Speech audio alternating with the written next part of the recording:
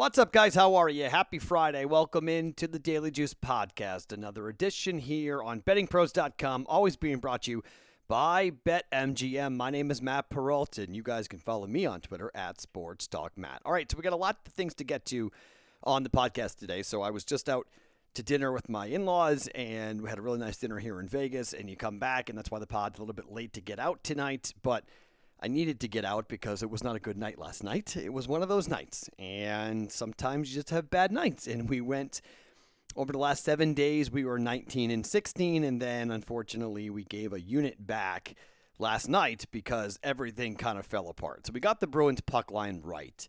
I will go back on that again tonight because that is hit for the 2 straight games, going back for a 3rd game in a row here for the Bruins and the Sabres.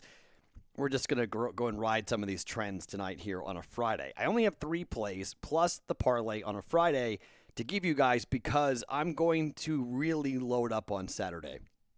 I'm really excited for this fight card coming up on Saturday night. UFC 261 is going to be outstanding. It's just one of those nights where you just get in front of the TV set and you watch fight after fight after fight, and I cannot wait. We got 3 title fights, and I am toying with the idea of going back to full units because we have a crowd. This was always my thing. When we start to go back to events with full crowds, we can be a little bit more aggressive because our data is going to be more accurate because we're not in this COVID weird empty arena. We've got juice, a lot of it, and that works for both the favorite and the underdog. It works for Jorge Masvidal, obviously, but also works for Wei Li, it works for Shevchenko, it works for all of the fighters who will be in Uriah Hall, everybody who will be fighting on that card coming up on Saturday night in Jacksonville with 15,000, 16,000 screaming fans, and they're going to be loud. They're going to be really, really into it. So we might do that tomorrow. We might see the return of full unit bets, or at least be more heavily into an event than I have been given the COVID era. So I've not done this in a while. We've been with half units for quite a while. So 1-4, only bet right last night that we got was that puck line for the Bruins. The under doesn't hit. The Bruins score a meaningless goal late, which killed it, unfortunately. 4-1 would have been perfect. 5-1 killed us. So it's 5-1 for the Bruins against the Sabres last night. So that the puck line at plus 118, so some plus money we got back. But we got that wrong. The Celtics over, we got that wrong with the Suns. Both props were bad. I mean, when you bet Dunn, the pitcher for the Mariners, to strike out less than 4.5 batters, and he strikes out 3 in the first inning, you're screwed. And I think he only had 5, maybe he had 6, but unfortunately we don't get that right. And then Jason Tatum had a horrible game for Boston. They do win that going away against the Suns, but that was ugly. That was really, really ugly for Jason Tatum. I had him on rebounds and points over 35.5, and I think he had like 14 points and 10 rebounds, so way short of the 35.5. So quarter unit bets on the props are wrong, half unit on the Suns and Celtics got wrong, and then the under for the Bruins comes in as a negative loss as well. So down 1 full unit for last night. So we come back here tonight with a couple of cool things. But I want to start off just talking quickly about a couple of really cool DMs and a couple of cool people that I have met. So one of the fun things about this podcast is that we're starting to, I don't know if it's just because I'm on YouTube now or what, but we're getting a little bit more recognized. And I want to say hello to our friends at Highland Falls because it's a golf course here in Vegas.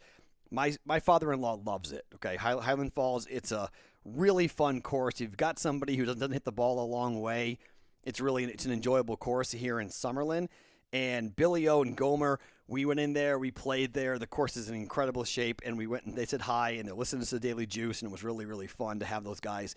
They're like, hey, you're Matt. And I was like, yeah. And they're like, hey, the Daily Juice. I'm like, what's up? So cool stuff. Cool to say hi with those guys, and really a nice thing. So that's a lot of fun.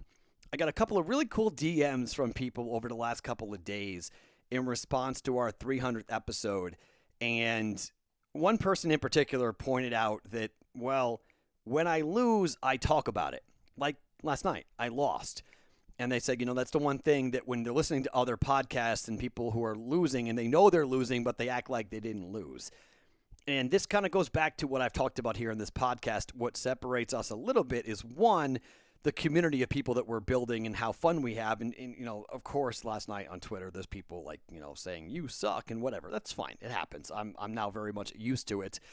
And I think a lot of them are people who I think they're like burner accounts of touts who hate the fact that I have showed them or showed the audience or showed people at least that you don't have to buy picks.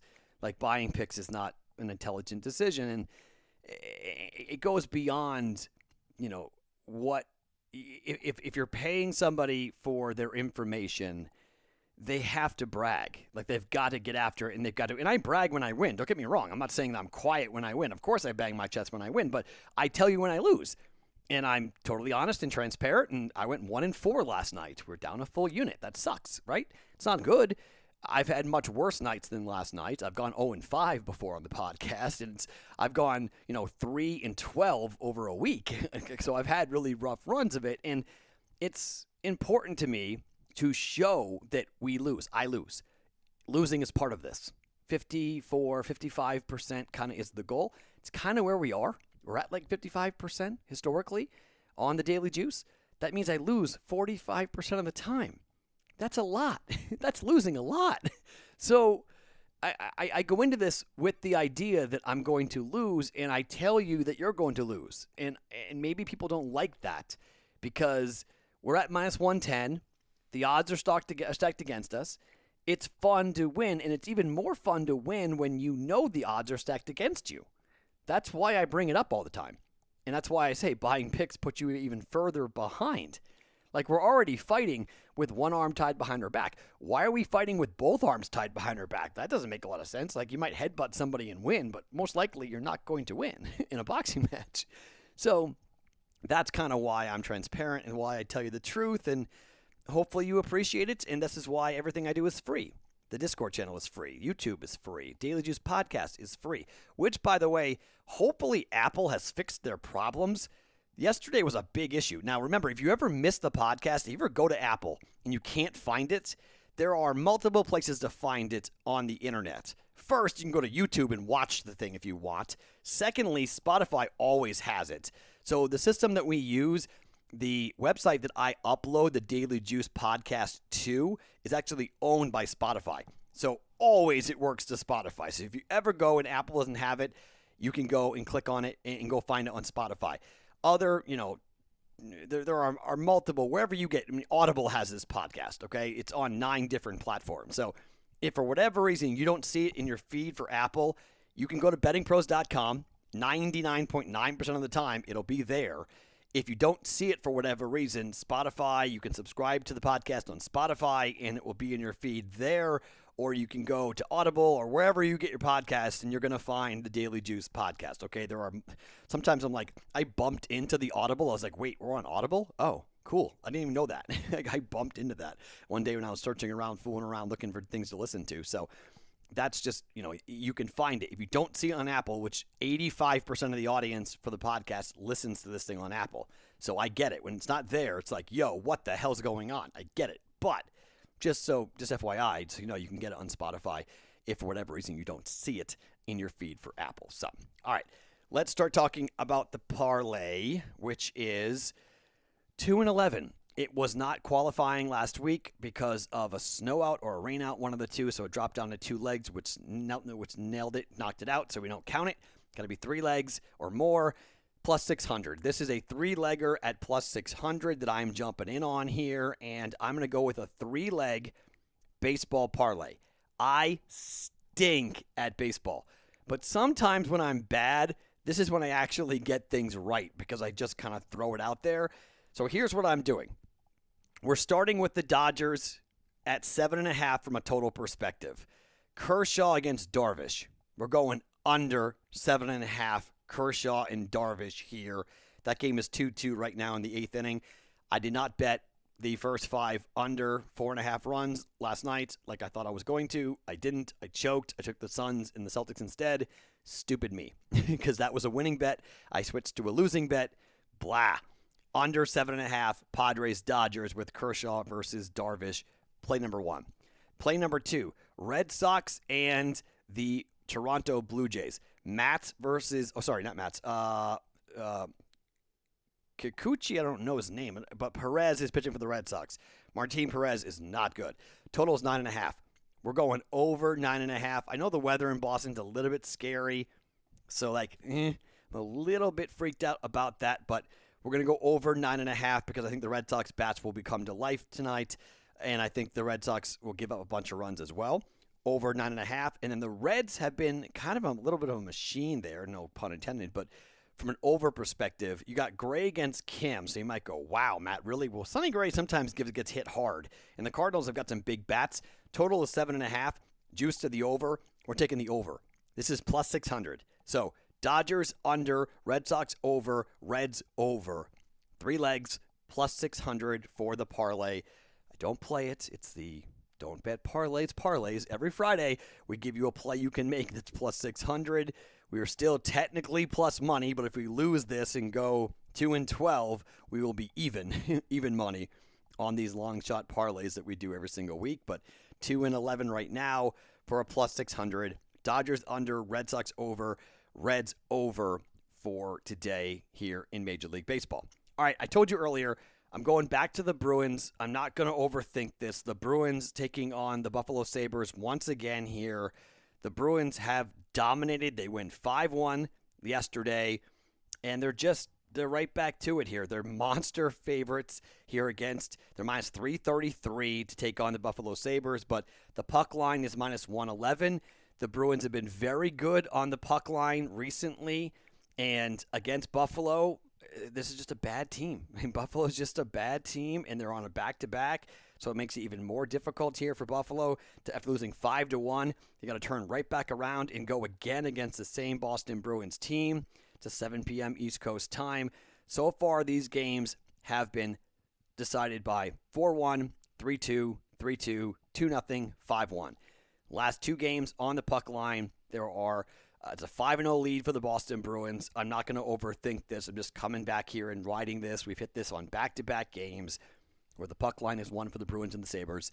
2-0 so far. Let's just keep it rolling here. Bruins are minus 335 favorites. Buffalo at some point will show up, but I'm just going to jump in here and take the Bruins on the puck line at minus 111. I've got one more hockey play to talk about, and it is Philadelphia and the New York Rangers. So the total is 6. You guys know I love these totals at 6. The over is 7-1 in the Flyers' last 8 games versus a team with a losing record. These two teams, the over is 4-1 in their last 5 meetings. The Flyers, the over is 6-2 in the last 8 meetings in New York. For the Rangers, they are 7-1 to the over the last 8 games, and the over is 5-1 for the Rangers in their last 6 games as a home favorite. All trends pointing towards the over, and I get 6 at minus 120. You guys know I love betting the over on 6. Unders too. I just like betting 6 because the push potential is very, very real. We've pushed a couple different times here having 6.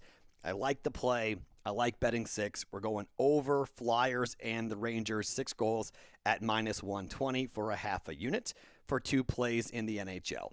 I do have one play going here for the NBA, and it's the Nuggets and the Warriors. Now, I got 228 here from a total perspective.